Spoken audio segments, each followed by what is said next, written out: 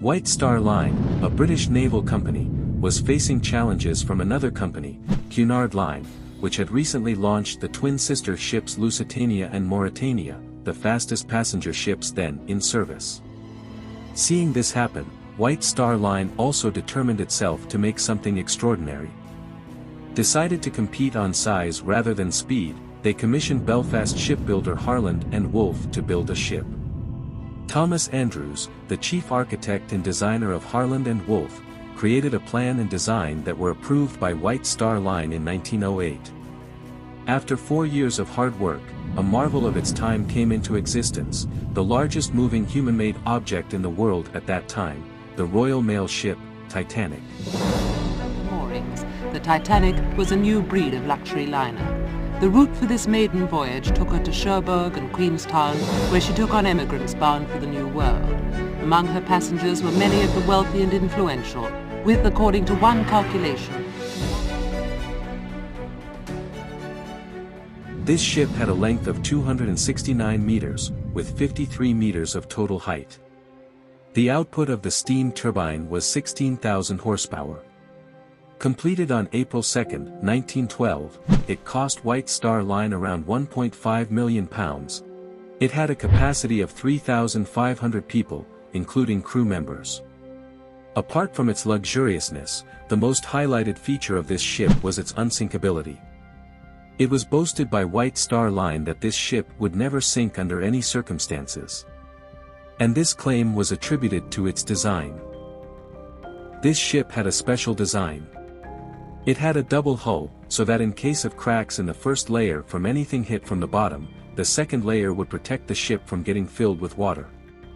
It was a kind of double layer of protection. Second, the main body of the ship was divided into 16 watertight compartments. This means that if there is a crack in the main body, the water will be contained in that compartment only. It was claimed that the ship can tolerate 4 damaged compartments out of 16. It was also leading its class in luxury.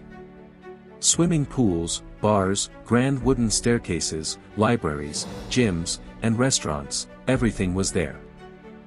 The Titanic started its journey on April 10, 1912, from Southampton, England, to New York with 885 crew members and approximately 1,317 passengers.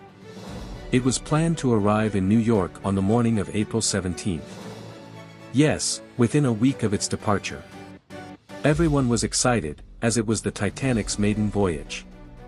Many businessmen, actors, artists, and ordinary immigrants were traveling on it, who were going to the USA for better future opportunities. The ship was considerably under capacity for the maiden voyage and could have accommodated 2,453 passengers. But because of a national coal strike in the UK, there was considerable disruption in shipping schedules in the spring of 1912, causing many crossings to be cancelled. Many passengers chose to postpone their travel plans until the strike was over. Just after the second day of its departure, the Titanic ship started getting warnings from other ships of drifting ice in the area of the Grand Banks of Newfoundland, but Captain Edward Smith ignored them. Titanic continued to steam at full speed, about 20.5 knots. It was generally believed that ice posed little danger to large vessels. During its journey, something suspicious happened.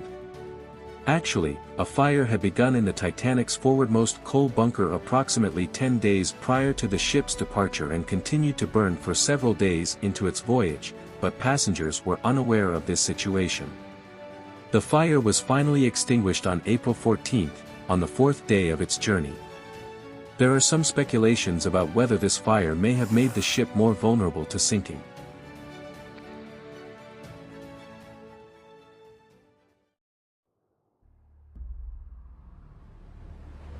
On the night of April 14, 1912, there was no moon in the sky. Frederick Fleet, sitting in the crow's nest, was on duty to look out for any potential hazards to the ship. The absence of moonlight, combined with the calm sea conditions, made it difficult for the ship's lookouts to spot the approaching iceberg. At 11:39 p.m., he spotted an iceberg immediately ahead of the ship and informed the other staff members. First Officer William Murdoch ordered the ship to be steered around the iceberg and the engines to be reversed, but it was too late. The starboard side of the Titanic struck the iceberg, creating a series of holes below the waterline. For around 10 seconds, the ship grazed against the iceberg. The hull was not punctured but rather dented, such that the steel plates of the hull buckled and separated, allowing water to rush in. A few seconds after the collision, the ship's captain, Edward Smith, and architect, Thomas Andrews, arrived at the site to see how much damage the ship had incurred due to the impact. When they saw it, they realized that the ship would sink. They were completely shocked upon seeing this. 6 of the 16 watertight compartments were breached. Limit was 4. The double-bottom hull proved to be of no use as the impact was not on the bottom but on the right side. And sided layers were single.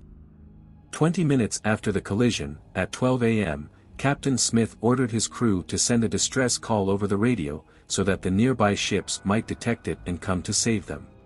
20 minutes later, at 12:20 a.m., there was a ship called RMS Carpathia that detected the signals and turned towards the Titanic.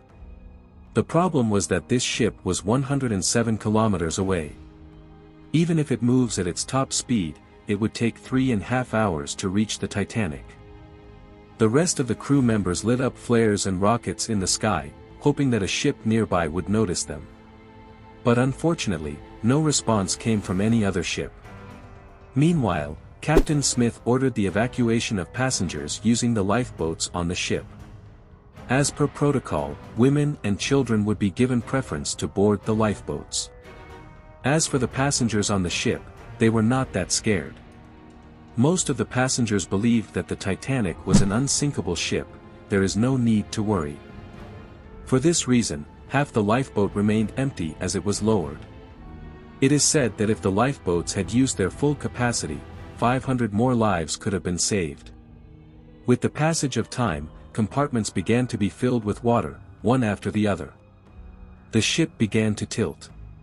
Gradually, the passengers realized that the ship could indeed sink. When this realization dawned, there was chaos, and people began to run around in panic.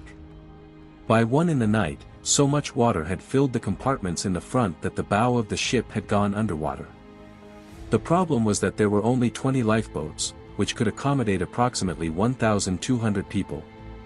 But there were around 2,200 aboard the ship. At 2:05 a.m., the last lifeboat was lowered from the Titanic. But 1,500 people were still on board. At around 2:20, as per eyewitnesses, the ship broke into 2 halves. And then slowly began to sink. It did not take even 3 hours for the unsinkable ship to sink. People aboard the ship, either drowned by the ship or those who knew how to swim, were killed by hypothermia as the temperature of the water was -2 degrees Celsius. It is said that the captain of the Titanic, Edward Smith, stayed at the wheel until the end and drowned with the ship. Some even believe that he committed suicide by killing himself. Thomas Andrews, the chief naval architect of the shipyard, died in the disaster.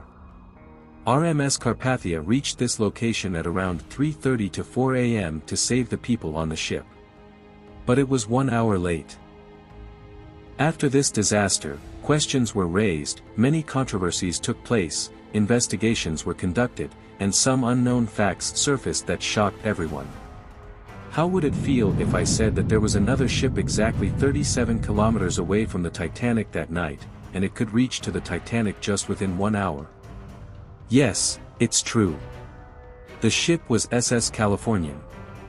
It was the ship that sent the last ice warning to the Titanic. After that, they switched off the radio. But why they did so? Not known clearly. It did not hear the distress calls and did not respond to the emergency. It is reported that after 12 a.m., the crew members on the Californian ship had actually seen the rockets fired from the Titanic. They had even informed their captain, Stanley Lord, but the captain insisted that it was no distress signal but rather the rich people on the Titanic who were partying. Had Captain Lord of the Californian ship taken the rockets and flares seriously, so many people aboard the Titanic could have been saved. But one single person cannot be blamed for such a huge disaster. Other people were responsible as well. Those aboard the Titanic were ill-prepared for such an emergency. The Titanic didn't have enough lifeboats, as they were considered unnecessary. Apart from that, the captain of the Titanic had not even conducted safety drills. This one disaster changed this industry worldwide forever. Many new regulations and standards were set up to avoid such disasters in the future. In 1914, an international ice patrol was set up so that oncoming ships could be alerted about the icebergs in their path. An international conference on the safety of life at sea was signed. New standards were set regarding lifeboats and radio signal receivers.